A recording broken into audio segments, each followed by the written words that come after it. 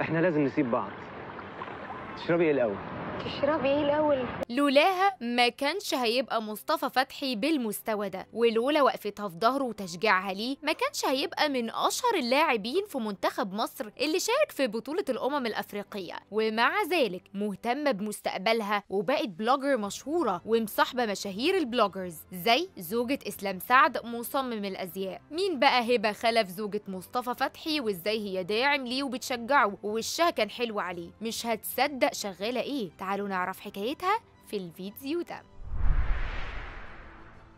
الساعات اللي فاتت تصدر اسم مصطفى فتحي الترند وكل المواقع ان في مطالبات من جوزيه جوميز المدرب الجديد للزمالك انه يرجع مصطفى فتحي للفريق الابيض من تاني، والحقيقه دي مطالبات زملكاويه كتير الفتره الاخيره. وطبعا جوزيه عارفه من ايام ما كان مصطفى متواجد معاه في تجربه فريق التعاون السعودي قبل كده، ولكن للاسف طلبه اترفض ومصطفى هيكمل مع بيراميدز. ايوه، اداره الزمالك بلغته بارتباطه بعقد مع اداره بيراميدز وصعوبة ضمه خاصة بعد التعاقد مع عبد الله السعيد. كلنا شفنا تألقه مع منتخب مصر في بطولة كأس الأفريقية وشارك ضد غانا وكاب فيردي والكونغو، ومن وقتها الكل بيتكلم عنه وعن حياته الشخصية وقالوا أكيد ورا مصطفى فتحي العظيم ده امرأة عظيمة. فيا ترى زوجته هبة خلف بتعمل معاه ايه ومين هي وشغالة ايه؟ الكل بيقول ان هبة هي أكبر داعم ليه وليها دور كبير في مسيرته الكروية، ودايما بتقدم له الدعم المعنوي للوصول للقمة من خلال السوشيال ميديا، من كلامها ورسائلها اللي كلها تشجيع ليه من قبل المباريات وبعدها كمان، واخرهم لما شاركت الجمهور صورة ليه مع المنتخب قبل مباراته امام كاب فيردي. دايما بتسافر معاه، بتشارك المتابعين الصور بتاعتهم في المناسبات الخاصة زي اعياد الميلاد، خروجاتهم، كمان اعياد ميلاد بنتهم هايا اللي كملت 3 سنين. هبة اتجوزت مصطفى في اغسطس 2019، ومن وقتها ومن قبل الجواز وهي مهتمة بالموضة والسوشيال ميديا، وكانت مشروع لبلوجر وتيك توكر مشهورة. عشان كده بقالها فترة بتظهر في فيديوهات مع مصطفى